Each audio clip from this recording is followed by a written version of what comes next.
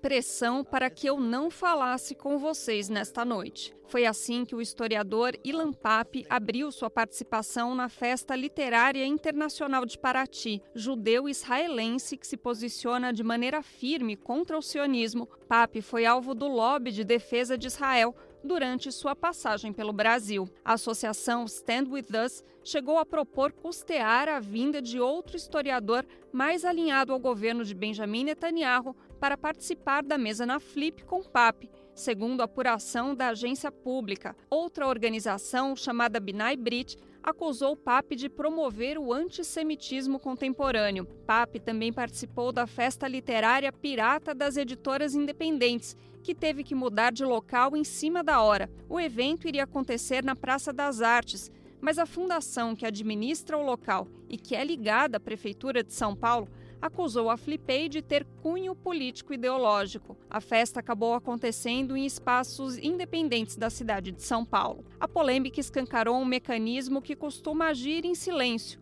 o lobby sionista. Tratam-se de organizações espalhadas pelo mundo todo que tentam interditar o debate sobre a questão palestina. No BDF Entrevista de hoje, vamos analisar qual a importância da disputa pela opinião pública e como a acusação de antissemitismo é usada para calar vozes, inclusive dentro da comunidade judaica, que se opõem ao projeto colonizador e racista do Estado israelense.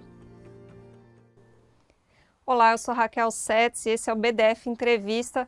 Por aqui a gente sempre traz algum tema atual e que tem causado debate na esfera pública. Hoje a gente vai falar sobre o lobby sionista, lembrando aí a vinda do Ilan Pappé ao Brasil e todas as polêmicas envolvidas nesse caso. E para isso eu recebo o Bruno Huberman, ele é professor de Relações Internacionais da PUC de São Paulo. Bruno, obrigada pela sua participação aqui com a gente. Eu que agradeço, um prazer estar com vocês. E antes da gente começar, acho que é bom sempre deixar claro, né, Bruno, você é judeu também, né? Sim, sou judeu, criado na comunidade e militante de um grupo antisionista. Uhum. Bruno, queria começar te perguntando, a Flip é um evento muito importante das letras, mas não tem nenhuma incidência sobre a geopolítica mundial e a Flipei, que é das editoras independentes, muito menos. Por que então o lobby sionista nessas organizações que a gente citou gastaram tanta energia e até se dispuseram a gastar recursos financeiros para interditar esse debate, para colocar outras vozes ali que teriam uma visão mais positiva do Estado de Israel? Em primeiro lugar, né, quando a gente fala do lobby israelense, é importante dizer que aqui no Brasil não existe organizações formais do lobby, como por exemplo existe nos Estados Unidos, né, que aqui não é formalizado. Então, quando a gente está falando do lobby, a gente está falando de organizações que agem em defesa do Estado de Israel das mais diversas formas, né, inclusive que podem ter divergências entre si, mas que agem de alguma forma lideradas em coordenação com a Confederação Israelita Brasileira, né? Que foi criada nos anos 40 para servir como uma entidade representativa da comunidade judaica brasileira, mas que de algumas décadas para cá, de uns anos para cá, se tornou quase que exclusivamente uma entidade que representa os interesses israelenses no Brasil e da parcela sionista, ou seja, da parcela pró-israelense da comunidade judaica. Né? E essas organizações, né, como vocês citaram, além da CONIB, a Stand With Us Brasil, a B'nai Brit e tudo mais, são organizações que agem em defesa do Estado de Israel nas mais diversas esferas. Né? Na esfera pública, na esfera privada, dentro da comunidade judaica, fora da comunidade judaica, né? Em relação ao parlamento, governos estaduais, municipais, federais, nos meios de comunicação, né? Ou seja, sempre buscando colocar uma posição em defesa do Estado de Israel e das ações do Estado de Israel, mesmo que envolvam um certo tipo de crítica. Né? Na própria manifestação aí do que o Laje, né, o diretor da Stand With Us Brasil deu, a agência pública, ele fala, o Benny Morris, que seria esse outro historiador que eles gostariam de trazer, ele também tem críticas ao Benjamin Netanyahu. Né? Mas são críticas que são aceitas, são críticas que são convenientes, diferentes do Ilan Pappé, que ele confronta as estruturas básicas do Estado de Israel. Uhum. Então, essas organizações, elas disputam a opinião pública, a respeito do que está acontecendo na Palestina e Israel, das mais diversas formas, como eu coloquei. E a gente pode falar mais delas depois a seguir. E eventos como a Flipei, servem de constituição, né, da opinião das pessoas a respeito do que está acontecendo lá. Tanto que os livros do Ilan Pappé estiveram entre os mais vendidos da Flip. E tanto, provavelmente, da Flipei também. Né? Eu só vi a lista oficial da Flip. E a Flip é um espaço onde circula a intelectualidade paulistana e carioca, basicamente, que compõe as elites desses estados que influenciam de sobremaneira sobre os meios de comunicação, sobre políticos do centro-esquerda e da esquerda, né? Que vai ter impacto, por sua vez, nas decisões de governo federal, municipal, de organizações privadas, movimentos sociais, a respeito de como conduzir a sua política em relação à Palestina e Israel. Né?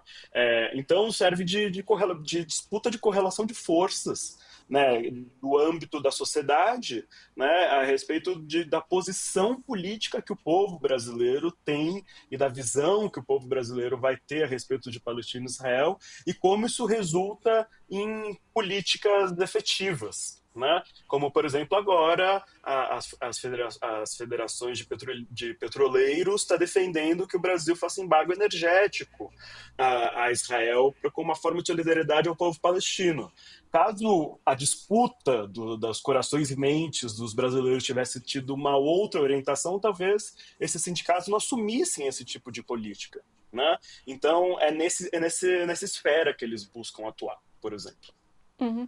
E esse caso do Ilan Pappé teve muita repercussão porque teve resistência e teve denúncia, né? Então, a curadoria da Flip se negou a receber esse outro historiador, colocaram isso para os meios de comunicação, mas acredito que muitas vezes, por exemplo, se a organização da Flip tivesse aceitado receber esse outro historiador, talvez a gente nem ficasse sabendo da atuação do lobby sionista, né?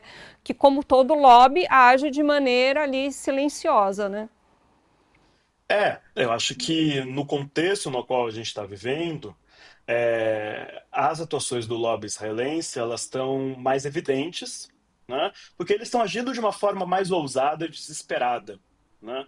Eu acho que essa tentativa do Lash e de outros organizações pró-Israel de alguma forma interditar o debate, né, e a performance, né, a palestra do Ilan Pappé, que é um judeu israelense, ou seja, não tem a ver muito com a identidade das pessoas, tem a ver com a posição política delas, né, de enunciar o que ele deseja, né, de uma forma livre.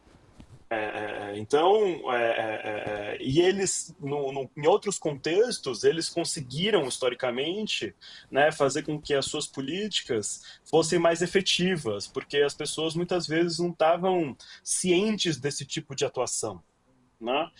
E no contexto atual no qual a gente está vivendo do genocídio, que o genocídio já tem 20, 21 meses, vai completar 2 anos, né, bastante em breve, tem um crescimento da conscientização a respeito do que está acontecendo em Palestina e Israel, ainda muito limitado, né, mas em círculos de classe média, círculos no qual o debate internacional ele tem mais aderência, digamos assim, né? E onde tem a existência de comunidades judaicas e, portanto, de comunidades também árabe palestinas, e, portanto, esse tipo de debate ele faz mais parte do cotidiano, é, há uma compreensão maior do que está acontecendo. Né? E há uma crescente solidariedade com a causa palestina. Então, o objetivo dessas organizações é conter essa solidariedade. Né? Se no momento, por exemplo, eles não contam com o apoio do Estado federal, né, do Executivo Federal, eles tentam com seus outros mecanismos. Né? E é muito curioso, para o André Lache, ele fala, eu nem sei quanto custaria, mas eu estou disposto a pagar. Né? Ou seja, tem uma infinidade de recursos para esse tipo de ação, inclusive. Né? Porque vale o custo. Né? Porque o debate aí que eles estão dispostos a encarar envolve, né, diversas organizações que agem internacionalmente muitas vezes. Né? A Uhum. Stand With Us, por exemplo, é uma filial brasileira de uma organização estabelecida na Califórnia, originalmente, que tem filiais em redor do mundo inteiro e que tem uma atuação muito forte em Israel e que tem laços muito próximos com o governo e com o Estado israelense. Né? Então, a gente não tem ciência do financiamento dessas organizações, enfim, são organizações privadas, eles têm o direito deles de manter o financiamento deles reservadamente, né?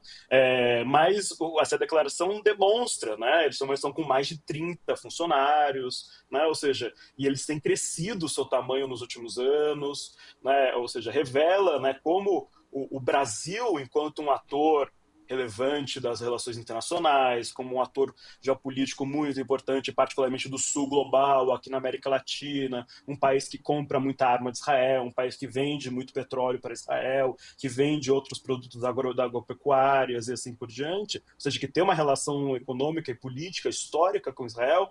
Caso o Brasil, no contexto sob um governo de centro-esquerda, que é o governo do presidente Lula, tome uma decisão um pouco mais dura, que é fazer um embargo econômico a Israel, isso pode orientar com que outros países que se miram numa atuação do Estado brasileiro sigam o mesmo caminho. E isso pode ser uma mudança na geopolítica internacional. Então, a posição do povo brasileiro em relação a isso é um campo de batalha das dinâmicas globais da questão Palestina-Israel. Uhum. Você falou que, por exemplo, a Stand With Us tem uma ligação com uma outra organização. Existe uma articulação internacional entre essas várias organizações de defesa de Israel? Então, e é muito centralizado pelo Estado de Israel. Né? O Estado de Israel, eles sempre tiveram uma ciência de que a propaganda internacional possui uma centralidade muito grande para que as suas políticas efetivas, tanto contra os palestinos, tanto quanto outros povos ali da região do Oriente Médio, né, como o Irã, por exemplo, é, vão ser controversas, né, e vai envolver uma disputa dos corações e mentes ao redor do mundo, particularmente nos Estados Unidos, né? Então, sempre teve uma ciência de você representar o Estado de Israel de uma determinada forma. E vai surgindo discursos que se tornam lugar comum, como Israel é a única democracia do Oriente Médio. Como Israel é a única democracia do Oriente Médio que se sempre foi apartheid? E tem gente que ainda reproduz esse tipo de discurso, por exemplo. Né? Ou que busca, ao mesmo tempo, desumanizar os povos árabes e o povo persa de uma forma a justificar as guerras israelenses. Né? Isso é um outro efeito, ou seja, não é só defesa de Israel, também envolve a desumanização dos inimigos israelenses. Né? E essas organizações, eles atuam em conjunto de uma forma a alinhar a política, o discurso, né? E muitos deles vão fazer treinamento em Israel. Né? É o que a gente chama de Hasbará, né? Que é essa propaganda oficial do Estado de Israel, que muitas vezes envia emissários aqui para o Brasil para treinar essas pessoas, e muitas das pessoas vão para Israel, passam lá por treinamento, né? No que eles classificam como uma guerra de informação. Atualmente está aqui no Brasil, nesse momento, um major das Forças Armadas Israelenses, né, que é o porta-voz oficial do exército israelense, que está aqui numa viagem que ele classifica como uma batalha pela informação, uma guerra de informação. Né? Porque ele publicou um livro, ou seja, faz parte dessas disputas pela cultura, né? Ou seja, de como as pessoas pensam, de como elas se mobilizam, né? Porque eles têm muita ciência disso. E ao mesmo tempo, não sei se vocês lembram, quando começou a guerra, quando Israel ataca o Irã, e o Irã reage, as pessoas foram para o bunkers, daí teve os prefeitos de extrema-direita aqui do Brasil que começaram a transmitir ao vivo, né? Daí, alguns dias depois, vazou uma imagem do treinamento que essa mesma pessoa, que é esse major do exército israelense, estava fazendo um treinamento para eles de como o ano que vem terá eleição, né? E há uma necessidade deles alinharem os discursos para defender o Estado de Israel nas eleições nacionais brasileiras, né? Ou seja, está havendo um treinamento dos prefeitos de extrema direita aqui no Brasil pelas forças armadas israelenses, né? E essas pessoas estavam lá. Daí a gente só ficou sabendo disso porque os caras começaram a fazer chamada de vídeo falando o que estava acontecendo, porque Tel Aviv estava sendo bombardeada. Né? Senão a gente não teria ficado sabendo disso. Então tem várias ações que acontecem que a gente não tem ciência. dentro da comunidade judaica. Tem um esforço muito grande de conter com que os judeus rompam com o sionismo. Né? Então tem muito um discurso de viés de confirmação, né? De você estar sempre reafirmando essa identidade, essa vinculação com Israel, ou seja, é genocídio, mas é um genocídio justificável. Olha aqui uma série de razões pelas quais nós estamos matando os palestinos. Está matando 4 palestinos por fome por dia, além de 100 de outras formas. Mas olha como existe uma série de justificativas. Você não precisa romper com o sionismo. Né? O sionismo é plural, tem uma diversidade, ou seja, vai ter uma política dirigida para os judeus de direita, né? Ou seja, os sionistas mais bolsonaristas, e vai ter uma política dirigida aos sionistas de esquerda, né? Porque há uma necessidade de como você conter. Né? E Israel tem essa ciência. Né? Por exemplo, organizações como essa Stand With Us Brasil. Vai ter esse André Lage, que é uma figura mais dirigida ao público geral, mais para a direita. Né? Mas tem outras figuras que agem para o público de esquerda, né? Da mesma organização, que muitas vezes diverge do André Last. Né? Mas é no sentido de você estar atuando em todas as esferas, em todos os círculos. Eles talvez vão tentar, aqui no Brasil, de fato, é um espaço.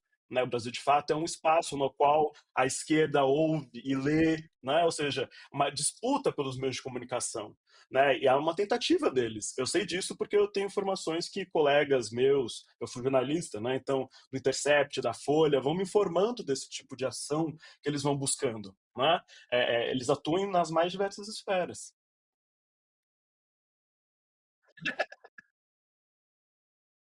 Você está falando que eles vão tentar disputar, é só isso que eu quis dizer. Todo mundo assistir, recomendo muito, do Breno Altman falando justamente sobre o lobby sionista no canal Opera Mundi lá no YouTube. Chama Lobby Sionista o vídeo, é super elucidativo. E ele conta que no início essas organizações traziam sionismo no nome e depois Uhum. mudaram para organização judaica ou organização israelita, né, que é um sinônimo de judeu, para justamente colar essa ideia de que semitismo e que o judaísmo e sionismo estão juntos e que antissionismo, por consequências, equivale a Uhum. antissemitismo, né? Bom, queria que você comentasse duas coisas. Primeiro, qual que é a importância dessa ideia para esse mecanismo mental aí de apoio ao Estado de Israel, e se não é justamente uma técnica que acaba provocando o antissemitismo, porque se você diz, bom, o judaísmo é isso, e você está vendo criança morrendo de fome, bom, você vai gerar um sentimento antissemita, né, no mundo. Certamente. Né? E eu acho que é um comportamento, inclusive, suicida do Estado de Israel que coloca as comunidades judaicas ao redor do mundo em ameaça.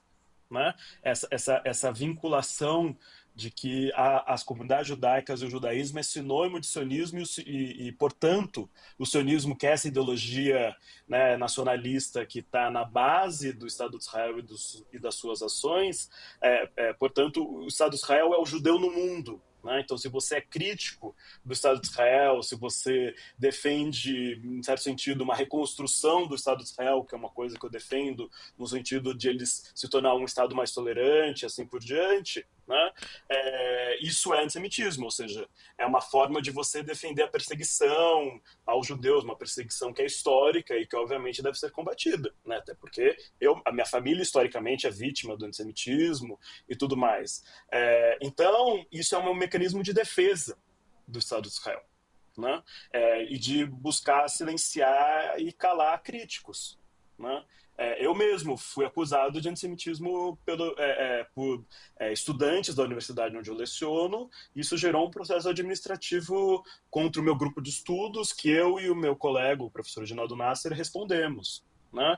E diversos outros professores aqui no Brasil e no mundo inteiro, né, têm sido acusados de antissemitismo por solidariedade com a causa palestina. Né? Nos Estados Unidos, no Reino Unido, na Europa, de uma forma geral, isso tem gerado demissões, expulsões de estudante, ao ponto que no atual governo de extrema-direita do Donald Trump está se tornando uma política de Estado.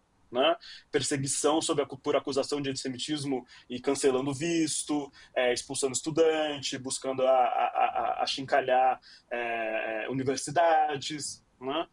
Então, Isso faz parte, né, dessa estratégia. Por exemplo, o presidente Lula recentemente retirou o Brasil da Aliança Internacional para a Memória do Holocausto, que tem um nome muito apropriado, como você falou, por exemplo, né, não parece ser algo do lobby, Memória do Holocausto, algo que todos nós defendemos. Né? E a organização originalmente foi criada para isso. Só que num segundo momento, né, israelenses começaram de alguma forma, dominar essa organização e ela vai se tornar um instrumento de propaganda internacional. E eles criaram uma definição de antissemitismo que eles começaram a forçar com que governos do mundo inteiro adotassem. Essa organização chama IRA, talvez algum de vocês já tenha ouvido. Né?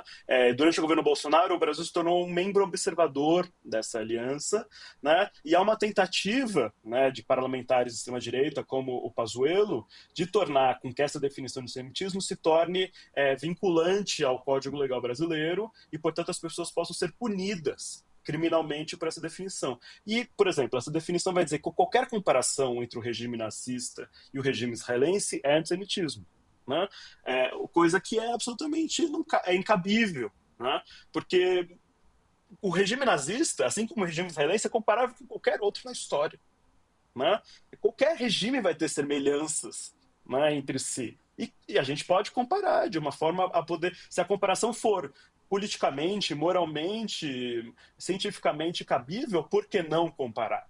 Né? Ou, por exemplo, você falar que Israel é um Estado estruturalmente racista. É antissemitismo. Ou seja, olha o absurdo.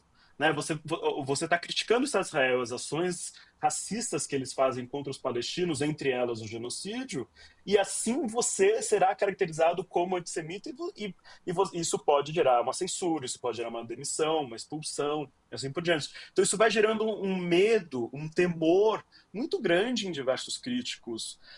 Eu posso dizer para os meus estudantes. Né? Os meus estudantes hoje em dia têm muito medo de se solidarizar com a Palestina dentro da PUC, porque a PUC adotou essa definição de antissemitismo como a sua formal. Né? Dentro do seu protocolo antidiscriminatório. Então, isso gera um temor, mesmo que não aconteça nenhuma punição efetivamente. Mas isso já vai gerando, né, já vai disciplinando as pessoas a terem um determinado discurso que contenha a sua solidariedade com os palestinos. E esse é o objetivo deles. Né? Por exemplo, a Stand With Us Brasil, ela atua aqui na rede pública de ensino do estado de São Paulo, ensinando a geopolítica do Oriente Médio, né, para estudantes da rede pública, né, ensinando o que é antissemitismo e a sua definição de antissemitismo, né, porque eles atuam nessa esfera educacional, porque eles têm ciência de que no longo prazo você vai constituindo certas mentes que vão defender Israel num longo prazo. Né? Você não pode depender somente dos judeus, você tem que disputar o povo das nações. Né? E o ensino público é um espaço, e o governo da rede do Estado de São Paulo, do governo Tarcísio, tem autorizado que eles atuem dessa forma, que eles entrem nas escolas, que eles tenham uma atuação cotidiana. Né? Então, isso é um perigo, em certo sentido, em última instância, a democracia brasileira, né? A produção da ciência, a liberdade educacional, né? Que existe aqui no Brasil, e a gente está né, vulnerável a esse tipo de ação. Uhum. Você falou dos processos, né? E essa é uma estratégia que é muito utilizada, mover não só um, mas vários processos contra uma mesma pessoa, acusando de antissemitismo, inclusive pessoas que são da comunidade judaica, né? Queria que você Uhum. comentasse um pouquinho sobre essa estratégia e se judeus antisionistas acabam sendo alvo preferencial. Eu não sei se judeus antisionistas são alvo preferencial. Eu acho que árabes e palestinos ainda são os alvos preferenciais, né, desse tipo de acusação. Professor Salim Nasser, da FGV, aqui em São Paulo, né, sofreu esse tipo de acusação e outros.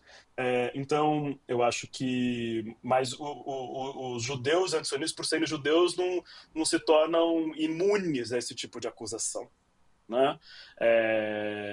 Então, isso é uma estratégia, né? Que busca, de alguma forma, conter, controlar, ou seja, e ao mesmo tempo revelar que você está sendo observado, que você está sendo vigiado, que o que você está dizendo pode ser imputável contra você. Né? E essa estratégia ela é comum no mundo inteiro. Por exemplo, no Reino Unido, onde isso acontece há muitos anos, né? Porque isso não aconteceu no Brasil até o 7 de outubro. Tá? Isso é uma estratégia que se consolida no Brasil a partir do 7 de outubro, ou seja, faz parte de uma ação orquestrada para conter a crescente solidariedade e intelectuais, né, que manifestam essa solidariedade em determinados espaços. Não somente professores, né, mas políticos, lideranças de movimentos sociais, né, jornalistas, ou seja, de coibir a liberdade de expressão. Então, no Reino Unido, foi feita uma pesquisa com 40 acusações de antissemitismo contra professores e estudantes em universidades inglesas, e dessas 40 foi classificado, as investigações das próprias universidades chegaram à conclusão que nenhuma era antissemitismo.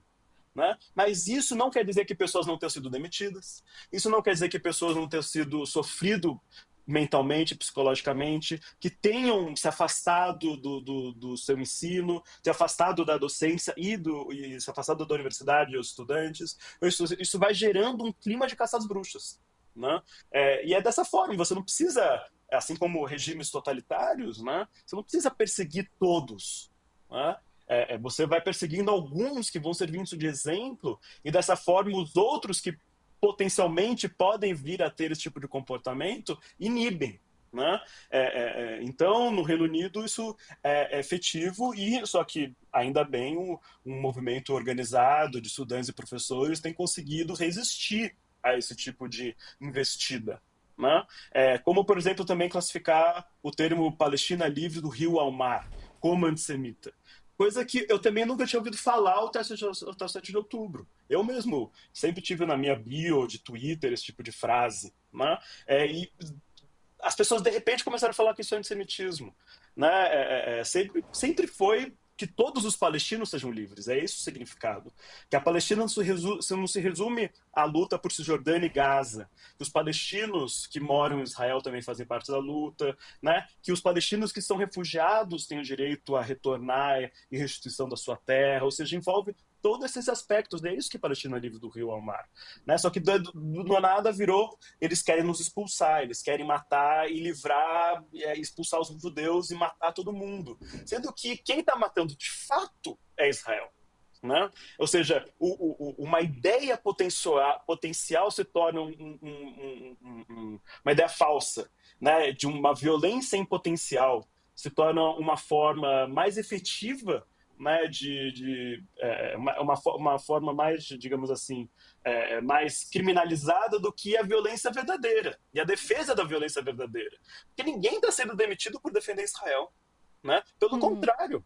Né? Quando você defende Israel, muitas vezes você vai ganhar viagem para Israel, como teve muitos professores universitários aqui no Brasil que falaram, se você é jornalista, você vai ganhar viagem para Israel, né? Se você defende Israel. Né? Então, você vai ser convidado para participar de eventos e você vai ser paparicado pelas entidades pró-Israel. Né? Ou seja, tem um benefício político, social e financeiro. Né? Porque muitos judeus e não judeus que vão defender Israel, muitas vezes vão ser contratados por essas organizações e começar a receber de salário. Né? E viver em defesa do Estado de Israel. Né? Além, né, desse que já virou quase um clichê, que é uma mentira, né, de dizer que Israel é a única democracia do Oriente Médio, o lobby sionista também tem se apropriado de pautas mais à esquerda, né? Por exemplo, a pauta LGBT, dizer que Israel é o único lugar no Oriente Médio onde uma pessoa LGBT não vai ser perseguida. A Sabrina Fernandes veio aqui outro dia, ela falou que a questão do veganismo também é muito utilizada como propaganda por Israel. Né? Isso também faz parte do lobby, também quer atingir um outro segmento aí, né? Exatamente. Essa pauta, ela surgiu no contexto da Segunda Intifada, né? Quando os israelenses perceberam que eles estavam começando a perder o público ao redor do mundo. Que a violência da Segunda Intifada foi tamanha que começou um movimento crescente de crítica. Né? Nas juventudes, principalmente, nas esquerdas. Né? Então, eles criaram um movimento, um projeto chamado Brand Israel, ou seja, de você reconstruir a marca israelense. E, entre outras estratégias, foi de representar, né, o Estado de Israel como um paraíso LGBTQ. Né? Então, e os palestinos vão chamar isso de pinkwashing, né? Ou seja, de uma lavagem rosa dos crimes do apartheid e do genocídio, por exemplo. E importante dizer, né? Os direitos conquistados pela comunidade LGBTQIA+, em Israel devem ser saudados, né? Como, por exemplo, o direito à adoção por casais homoafetivos, né? Devem ser defendidos. Não é a respeito disso que a gente está dizendo, né? Quando a gente está falando de pinkwashing. Quando a gente fala de pinkwashing, a gente está dizendo como, né, um aspecto que é considerado característica da atual civilização ocidental, do que é superior, né, que é, por exemplo, o respeito a direitos LGBTs, né, classificado como uma essência do que é ser ocidental hoje em dia. Israel busca se colocar como o Ocidente dentro do Oriente Médio, dentro de uma barbárie muçulmana. Né? Então, isso serve também para questões de gênero. Né? Como, por exemplo, a guerra do Afeganistão em 2001 foi representada como a libertação das mulheres afegãs.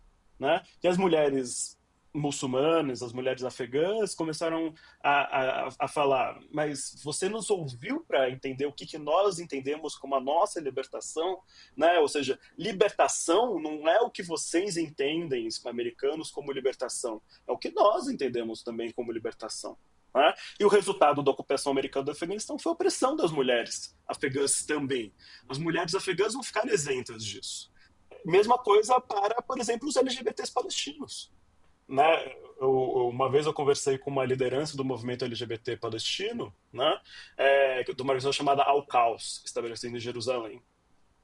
E ela falou, não tem uma porta rosa no muro do apartheid que permite com que os LGBTs palestinos tenham liberdade. Os LGBTs palestinos sofrem igual os heterossexuais. Assim como as mulheres sofrem igual os homens. E é uma coisa interessante, os trabalhadores sofrem igual os burgueses. Não é idêntico, mas os burgueses palestinos também sofrem. Porque é uma questão nacional que a gente está falando aqui. E todo o povo palestino é oprimido, mesmo a burguesia. Né?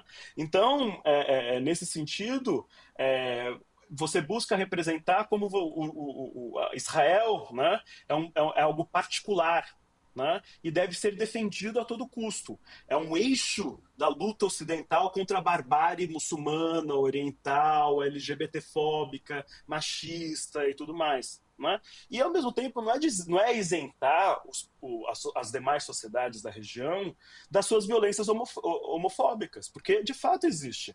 Assim como existe homofobia, o Brasil é o país com maior violência homofóbica do mundo. Né? Mas a gente também não está representando o Brasil como um país essencialmente homofóbico. Né? Porque, ao mesmo tempo, a luta LGBT aqui no Brasil é muito expressiva e trouxe diversas conquistas. A gente tem uma das maiores paradas LGBTs do mundo. Né? Então, o discurso do pinkwashing diz a respeito disso. Né? Inclusive, alguns anos atrás, o Jean Willis, quando era parlamentar, ele foi para Israel como parte desse movimento e passou a defender o mesmo discurso que os israelenses, e dizendo que as sociedades muçulmanas são essencialmente violentas contra pessoas LGBTs, que são apedrejadas, que são enforcadas, coisa que não é verdade. Não é? Ou seja, você se torna um instrumento. Né? E isso é um perigo, infelizmente, desse tipo de política. Uhum. Bruno, quando eu estava pesquisando, existe uma parte da esquerda anti-sionista, mas que não acredita que exista um lobby sionista. Eles acreditam que é uma teoria da conspiração você falar em lobby sionista, porque Israel né, um braço do imperialismo dos Estados Unidos, e o imperialismo dos Estados Unidos não precisaria desse tipo de lobby para se manter ali. Queria que você comentasse um pouquinho se isso tem algum fundamento, o que você acha desse posicionamento. Eu acho que sei do que você está falando, que é o seguinte, né? A teoria principal a respeito do lobby israelense nos Estados Unidos, que é de dois intelectuais americanos chamados Mearsheimer e Walt, né? Eles vão dizer que a política externa dos Estados Unidos para Israel é orientada para o Oriente Médio, é orientada pelo lobby israelense, por causa da pressão do lobby israelense em Washington, nos corredores de Washington, né, nos meios de comunicação dominantes, no financiamento de campanhas, de tanto de parlamentares quanto de republicanos, né? E esse tipo de ação do lobby israelense resulta, né, em muitas pessoas defenderem que os Estados Unidos é manipulado por Israel, né? E eu sou das pessoas que discorda desse tipo de ideia. Isso não quer dizer que o lobby não é poderoso, que o lobby não é efetivo, que o lobby não exerce influência. Pelo contrário, a gente está falando o tempo todo a respeito disso, né? Por exemplo, alguns anos atrás, durante o governo Barack Obama, né, o lobby israelense ele foi muito estridente contra o acordo nuclear, né, que os Estados Unidos estava fechando com o Irã, né? E o Trump, que se tornou muito próximo do lobby israelense, por causa dessa disputa aí, ele coloca o cancelar esse acordo com o Irã como uma medida, a primeira medida que ele vai fazer, e ele de fato faz isso, né? Só que o Trump, anos depois, ele fez que é um erro, né? E agora ele estava tentando fazer esse mesmo acordo que o Obama havia feito, né? Daí Israel vai lá, ataca e tudo mais. Então, é só para dizer que o lobby exerce influência de fato na política americana, né? Mas, por outro lado, você não precisa do lobby israelense para que os Estados Unidos apoiem as políticas israelenses, né? Esse é o argumento. Porque, de alguma forma, Israel é produto do imperialismo ocidental, né? O movimento sionista, né, enquanto movimento organizado a partir do final do século XIX, sempre buscou apoio das forças imperialistas, né? Do Império Alemão, e do Império Francês, inclusive até do Império Otomano, né? E conquista o apoio do Império Britânico, que vai ocupar a Palestina depois da Primeira Guerra Mundial, né? E vai auxiliar no processo de constituição do Estado de Israel, auxiliando o movimento colonial sionista, né? E após a criação do Estado de Israel em 1948, essa aliança Reino Unido e Israel, de uma forma rompida por razões ali históricas, Israel passa para a influência francesa, né? Tanto que quem arma Israel nos seus primeiros anos é a França, a bomba atômica israelense é francesa, né? Israel ataca o Egito em 56 porque os franceses perdem, junto com os britânicos, a Guerra do Suez, né? Só que em 67, no contexto ali já de outra constituição política, né? Quando Israel faz a Guerra dos 6 Dias e derrota o nacionalismo árabe, o Egito, o Nasser e tudo mais, a França se afasta e os Estados Unidos entram, né? Como patrocinador de Israel, e essa aliança tem sido mantida. Então, Israel sempre foi um instrumento imperialista. Não precisou que os Estados Unidos fizesse isso, né? Só que os Estados Unidos, de alguma forma, vai potencializar essa instrumentalização, né? Para enfrentar o nacionalismo árabe no primeiro momento e depois para enfrentar os demais movimentos islâmicos políticos que vão surgindo pós-revolução iraniana de 79, como o Hezbollah, o Hamas e assim por diante, né? Que vão surgir em reação às ações israelenses e vai justificando a existência de Israel, né? O Israel ele serve como, ou seja, quando a gente vê, por exemplo, o mapa das bases militares americanas no Oriente Médio, você vê que não tem base americana em Israel, porque não precisa, né? Israel é uma Israel, base americana. por si só, é uma base americana, né? Teve um ministro das Relações Exteriores, se eu não me engano, do Ronald Reagan, eu errei recentemente de qual presidente, então eu posso estar errado, né? Que falou, Israel é como um porta-aviões americano, só que ele não pode ser afundado, né? O Joe Biden, quando era senador, ele falou: se Israel não existisse, a gente teria que criar, porque a tamanha centralidade para a política externa americana. Então, os Estados Unidos já têm as suas razões. Israel não precisa convencê-los disso, né? Eu acho que o que o lobby faz é, de alguma forma, manter, por exemplo, a ajuda militar que os Estados Unidos destina todos os anos a Israel, que na cifra de bilhões, esteja sem contrapartida, por exemplo, né? Porque pode se tornar um instrumento de pressão americana, né?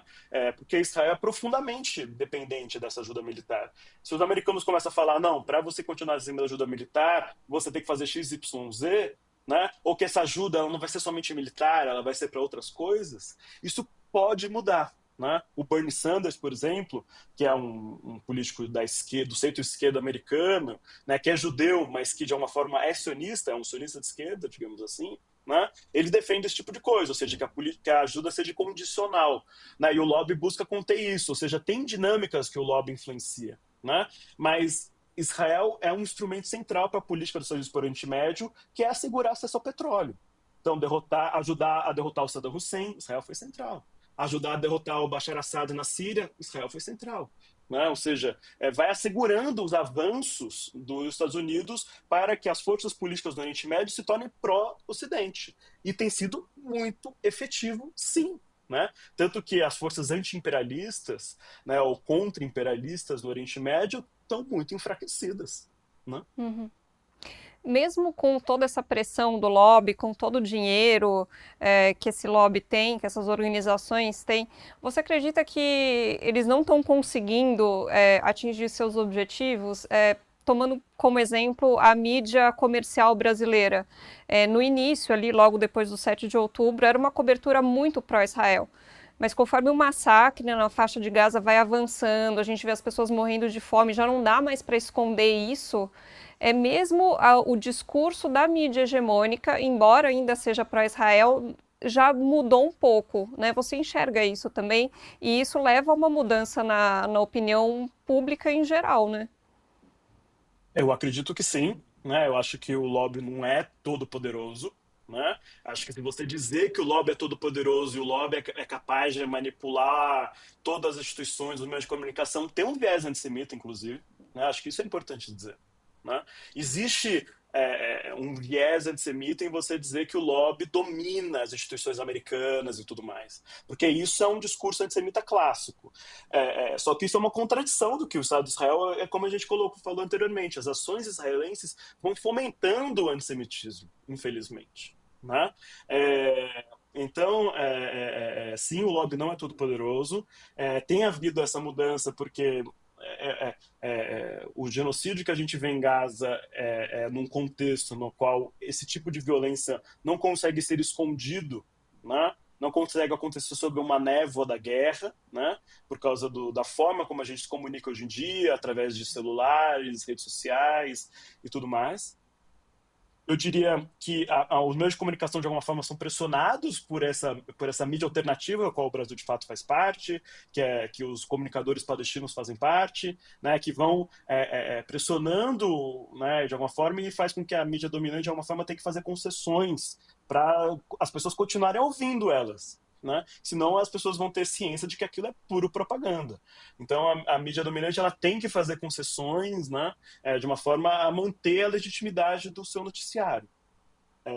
Mas é só ver como quem ainda vai falar a respeito de Palestina e Israel ainda são representantes do lobby de uma forma dominante. Né? Como o senhor André Lage, né, que fala muito na Globo News, o senhor Claudio Lotenberg, que fala muito na Jovem Pan News. Né? Então, nessas mídias mais dominantes, ainda há uma influência muito grande. Né? Desse tipo de comunicadores, digamos assim, desse tipo de comentaristas. Né? Mas, de fato, tem havido uma transformação, que eu acho que é fruto dos meios de comunicação alternativos e da histórica esforço palestino de construir solidariedade ao redor do mundo. E as pesquisas que a gente tem visto, né, que vão saindo aqui no Brasil nos últimos anos, vão mostrando que a maioria da população brasileira é a favor da causa palestina, ou seja, ou pelo menos tem uma visão muito crítica do Estado de Israel, que defende o embargo. Acabou de ser uma pesquisa da Al Jazeera, que demonstra que por volta de 60% da população brasileira defende embargo econômico a Israel. Né? Ou seja, de você fazer uma política de contenção do genocídio israelense é uma política muito popular no Brasil. Né? Diferente do que muitas vezes o lobby e demais defensores do Estado de Israel, como a bancada evangélica, não a comunidade evangélica, a bancada evangélica, né? O pastor Silas Malafaia e outros, né? Buscam fazer crer, né, de que por causa dessa aderência que existe a Israel entre a comunidade evangélica por causa de ideologias como do Apocalipse e tudo mais, né, a população brasileira, o povo brasileiro seria muito pró-Israel. E, de fato, né, nas comunidades evangélicas, isso é um discurso ainda muito forte, eu diria, dominante.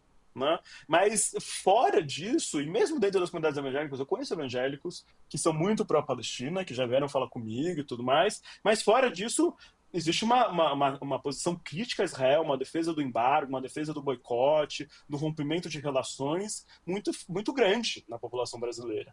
Mas o lobby, eu acho que ainda é razoavelmente bem sucedido em criar uma dubiedade, né? Uhum. Em manter a dúvida, em criar a ideia de que se o Estado brasileiro e demais estados ao redor do mundo, né, periféricos, como, né, que podem, de alguma forma, ser influentes nisso daí, mas acho que o Brasil é um ator muito relevante, que o custo vai ser muito alto, de alguma forma. Caso o Brasil venha a tomar uma decisão um pouco mais dura do que as que tomou até o momento. Coisa que eu não acredito que vai ser, porque o povo brasileiro vai apoiar. Assim como o povo brasileiro tem apoiado as decisões do governo brasileiro em relação às agressões imperialistas do Trump, com tarifaço, não sei o que lá, ou seja, o povo brasileiro não é ultra pró-americano, né? Nesse momento, a soberania brasileira está acima, né, disso, a gente está vendo isso acontecendo nesse momento. Eu diria que é a mesma coisa em relação à Palestina. Né? O povo brasileiro se solidariza, é muito evidente, está matando criança por hobby. Isso é o que a liderança da oposição israelense disse. Os soldados israelenses estão matando crianças por hobby. E as imagens mostram isso. Morrem 4 palestinos por fome todo dia. Né? Então, o povo brasileiro ele defende direitos humanos de uma forma geral. E é muito evidente que defender direitos humanos significa defender a causa palestina e criticar e, de alguma forma, agir de uma forma dura com o Estado de Israel. Bruno, nosso tempo está terminando, mas antes de finalizar, eu queria trazer uma frase do próprio Ilan Pappé. Ele disse na Flipei, na fala dele na Flipei: as pessoas que apoiam o genocídio não são muitas, mas são poderosas porque são parte da elite. Esse tipo de frase te dá mais desânimo ou mais esperança em, enfim, ver uma Palestina livre e o fim dessa matança? Então, eu acho que por causa dessa estratégia americana para o Oriente Médio, a centralidade que Israel ainda tem nela, né, e o desprezo pelas vidas palestinas que, de alguma forma, existe nas classes dominantes ocidentais, é um desprezo. Né? Ou seja, ainda vale defender Israel independente da morte dos palestinos. Né? Então, o seu interesse nacional ainda está acima da vida dos palestinos. Isso vale para diversos governos, como a China, né, por exemplo, né, e parcela importante das classes dominantes brasileiras. Então, eu diria que isso de fato é um problema, né? Para que, de alguma forma, a libertação palestina venha no futuro próximo. Né? É difícil conseguir imaginar isso, né? Mas eu acho que está ocorrendo uma mudança geracional aí, né? No qual as juventudes do mundo inteiro estão mudando de posição. Né? E isso, particularmente nos Estados Unidos, é muito relevante, porque os Estados Unidos é a variável fundamental disso aí. Né? A posição que os governantes americanos, que a classe dominante americanos, que o povo americano tem a respeito disso. E a gente está vendo, inclusive, a juventude republicana tendo uma visão crítica do Estado de Israel. Né? O Tucker Carlson é crítico do Estado de Israel, o Steve Bannon é crítico do Estado de Israel. Né? Ou seja, ideólogos influentes da extrema-direita. Isso sem falar da esquerda americana, do Partido Democrata. Né? O Partido Democrata, hoje em dia, a base do Partido Democrata se tornou muito Palestina. É só ver na posição do Zoran Mamdani, né? Candidato à prefeitura de Nova York, que é a cidade com o maior número de judeus no mundo, né? A segunda cidade com o maior número de judeus atrás de Tel Aviv, né? No qual o Partido Democrata é muito forte, né? E o povo, né, da cidade de Nova York defende Zoran Mamdani, que tem uma posição muito pró-palestina, inclusive os judeus. Né? O Zoram ele fez campanha em Yiddish, que é um dialeto dos judeus do centro e leste europeu, porque tem muitos judeus que ainda falam Yiddish nos Estados Unidos, que moram ali no Brooklyn e tudo mais. E o Zoram tem recebido apoio dessas pessoas. Então, eu acho que está havendo uma mudança, né? Mas eu acho que para essa mudança resultar, né, numa transformação geopolítica que permita uma libertação da Palestina, Né? E também que forma a Palestina será liberta? Vai ser por dois estados? Vai ser por um estado? É muito difícil a gente conseguir entender o tipo de solução política que vai caber, porque ao mesmo tempo a gente vê a ascensão da extrema-direita, né? E as extrema-direita tendem a ser muito pró-Israel, por mais que eu falei desse dissenso dentro dos Estados Unidos, mas de Orbán na Hungria, Bolsonaro no Brasil, Modi na Índia, né? Ou seja, ao mesmo tempo que tem uma esquerda cada vez mais pró-Palestina, uma juventude, as extremas-direitas ainda são muito fortes, né? E tem interesses econômicos. Né?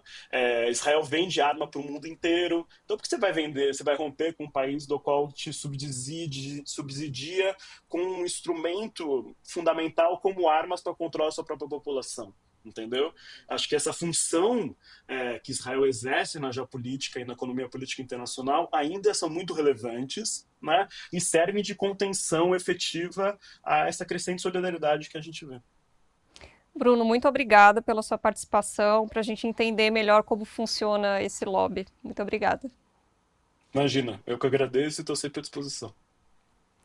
Esse foi o BDF Entrevista. O programa vai ao ar de segunda a sexta, às 7 da noite, no YouTube no YouTube do Brasil de Fato e também na rede TVT. E no nosso YouTube você consegue assistir as edições anteriores. Até uma próxima. Tchau.